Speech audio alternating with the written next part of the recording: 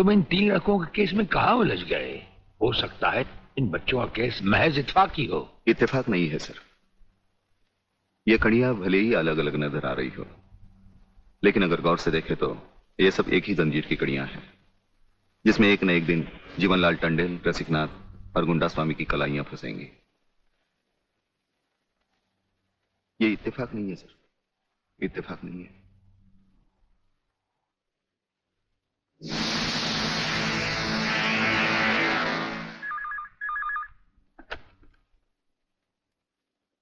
Hello sir, मैं तुम्हारी आवाज अच्छी तरह पहचानता हूं जेलर। तुम वहां से कुछ नहीं बोलोगे, सिर्फ सुनो, क्योंकि जब से तुम्हारी जेल में सूर्यदेव सिंह आया है, तुम्हारी दीवारों के भी कान हो गए हैं। मुझे वागले और उसकी मीटिंग का पता चल चुका है।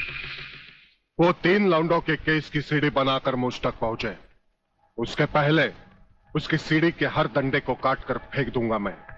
सुनो जी।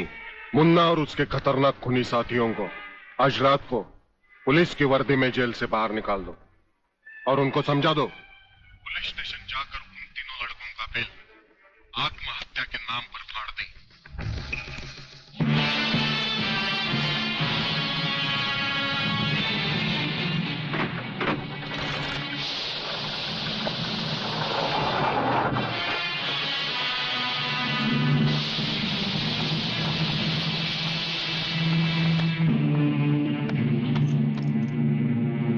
टेलीफोन का वायर काट दो, अब इसे बांध दो।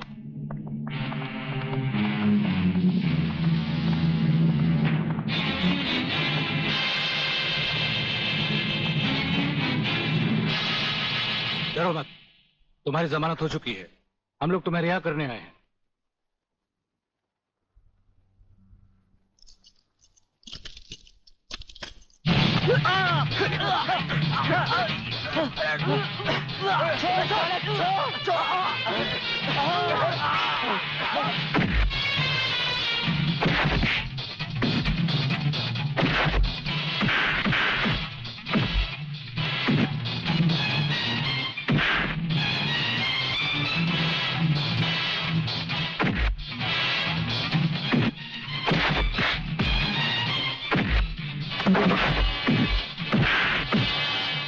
समझना मत संजू।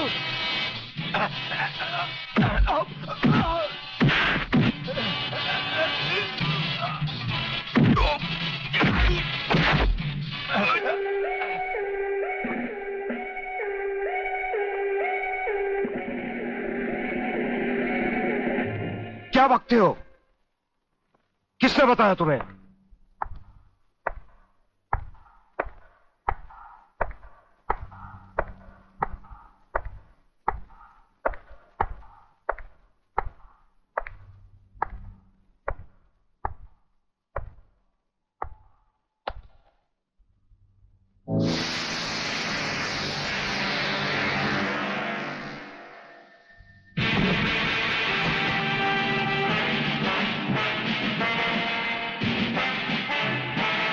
कुछ ही देर पहले तुम जेल की कोठरी में बंद थे, फिर वहां से निकले कैसे? और अपने ये कपड़े पहनकर यहां किसके हुक्म से आए? हम अपने हुक्म के खुद मालिक हैं। हम अपने हुक्म से ही अंदर आए थे और अपने ही हुक्म से बाहर चले जाएंगे। तुमसे अच्छी तरह मिल लेने के बाद। तुम्हें अच्छी तरह मालूम होना चाहिए कि तुम किसके सामने बैठे हो। हमें मालूम है, इसीलिए तो जूते तुम्हारे मुंह के सामने रखे हैं। तुम जैसे गद्दारों से हम नहीं, हमारे जूते ही मुंह लगाते हैं। सूर्यदेव सिंह! ब्रिगेडियर सूर्यदेव सिंह, भूल कैसे गए? हम आज भी ब्रिगेडियर हैं, कल भी ब्रिगेडियर थे। जेल में आना तो एक नाटक था तुम जैसे मुजरिम तक पहुंचने के लिए। और ये रहे तुम्हारे काम के कागज। ये हमारा रिहाई का ऑर्डर और ये है तुम्हारी गिरफ्तारी का वारंट।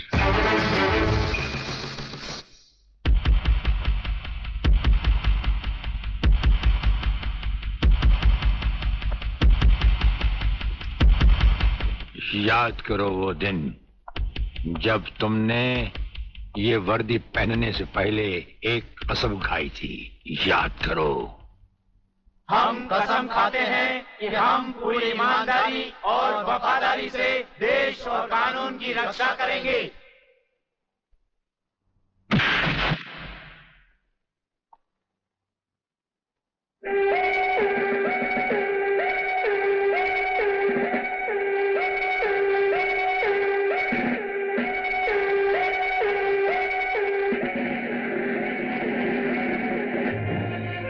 इन नंगों की बारात में ये वर्दी वाला दूल्हा नहीं जाएगा वागले, इसके भी कपड़े उतार डालो।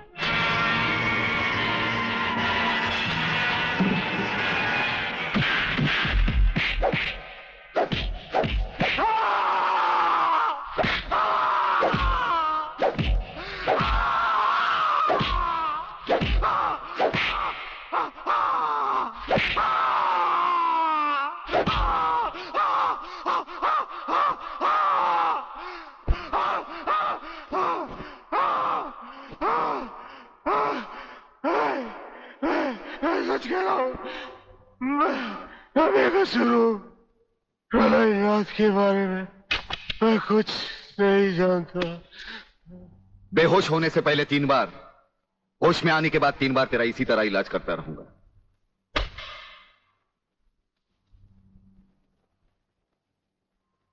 साथियों, तुम लोगों को शायद यह मालूम नहीं ये प्राइवेट और इमरजेंसी मीटिंग मैंने क्यों बुलवाई। इसलिए कि सूर्यदेव सिंह जेल से छूट चुका है और अब वो खतरा बनकर हम सबके सर पर मंडरा रहा है। मगर 1 साल से पहले वो छूट कैसे गया? उसका जेल जाना एक नाटक था कादर।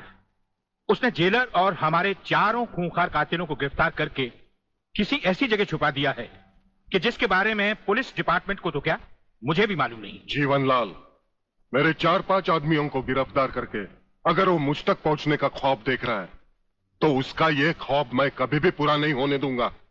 अब सूर्यदेव सिंह नाम का बिल फाड़ना ही पड़ेगा। मगर मगर कुछ नहीं चलेगा जीवनलाल। अब 15 अगस्त को ज्यादा दिन नहीं है। जानते हो, सूर्यदेव सिंह हमारे लिए बहुत बड़ा चैलेंज है और बड़े से बड़े चैलेंज के साथ टकराने का प्रलयनाथ को शौक है।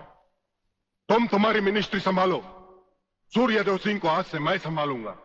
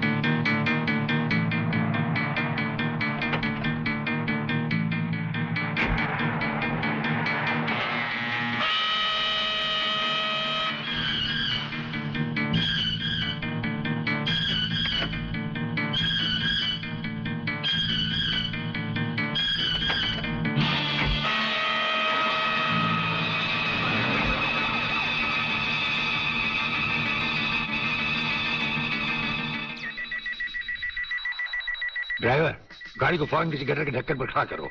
इसमें बम लगाया जा चुका है। Yes sir. बहादुर, काला बटन खींचो।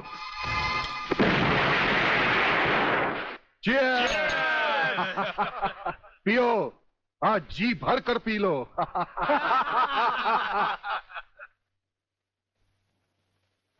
स्वामी जी, ये सुखद समाचार टीवी पर भी तो सुन ले। हाँ, ऑन करो।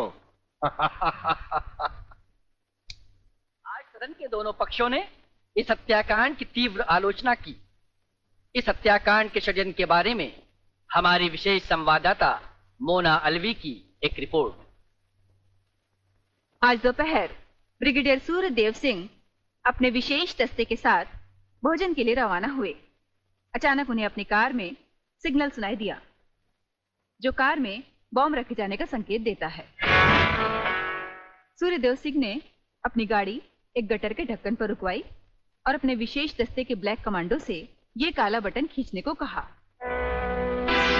इससे गाड़ी के नीचे का हिस्सा साइड में खिसक गया और धमाके से पहले ही ब्रिगेडियर सूर्यदेव सिंह अपने आदमियों के साथ ही भूमिगत हो गए। तो इस तरह उन्होंने अपनी समझदारी और बहादुरी से अपनी और अपने आदमियों की जान बचाई। तो आइए आज हम ब्रिगेडियर सूर्यदेव सिंह से आपका साक्षात्कार कराएंगे।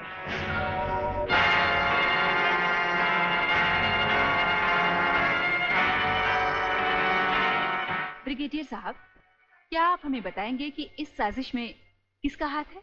हाँ, हाथ होता तो कभी का काट चुके होते हम। ब्रिगेडियर साहब, आप हमारे दर्शकों को बताएंगे कि इन देशद्रोहियों ने आप पर हमला क्यों किया? जाहिर है कि हमें जीवन दान देने के लिए नहीं, हमारी जबान भी हमारी गोली की तरह दुश्मनों से सीधे बात करती है, टीवी पर नहीं।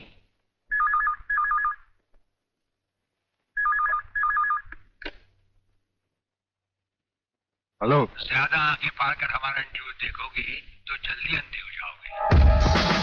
ये समाचार देखने का नहीं, पैगाम सुनने का वक्त है। हेलो हेलो, तुम फोन कहां से कर रहे हो? तुम तो टीवी पर हो। हम टीवी पर भी हैं और हमारे घर पर भी। गेंडा स्वामी, ये टाइम बम का खेल हम तब से खेल रहे हैं जब तुम्हारे बाप दादा अपने बालों में खिजाब लगाते थे।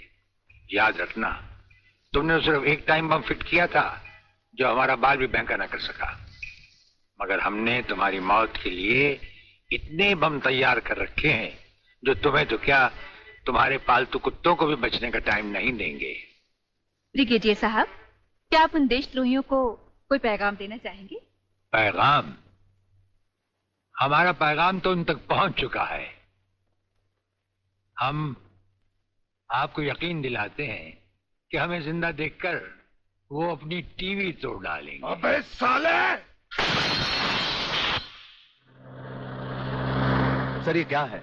इतनी देर से गाड़ी चली जा रही है, आप खामोश बैठे हैं, बता नहीं रहे हम कहां जा रहे हैं, कौन से मिशन पे जा रहे हैं? मिशन है हमारा जन्मदिन।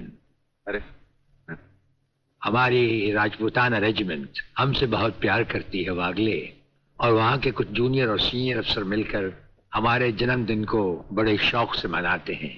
वो रेजिमेंट कहीं भी हो, हमें वहां जाना होता है, और साल में एक दिन जिंदगी के गम और फर्ज भुलाकर उस रात हम नाचते हैं, गाते हैं और सरूर में झूमते हैं। Very good, very good. लेकिन सर, मैंने आज तक इस बला को मुंह से नहीं लगाया।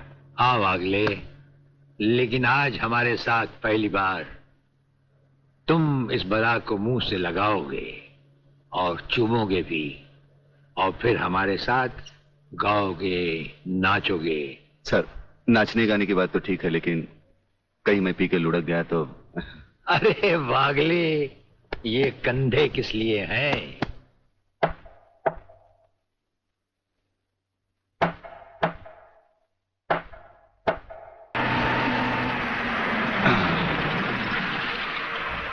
अरे तू काय को उछल रही है? गया रे। अरे जब किधर? दर्जी सीने को भूल गया क्या? है। हाँ, आहिस्ता आहिस्ता।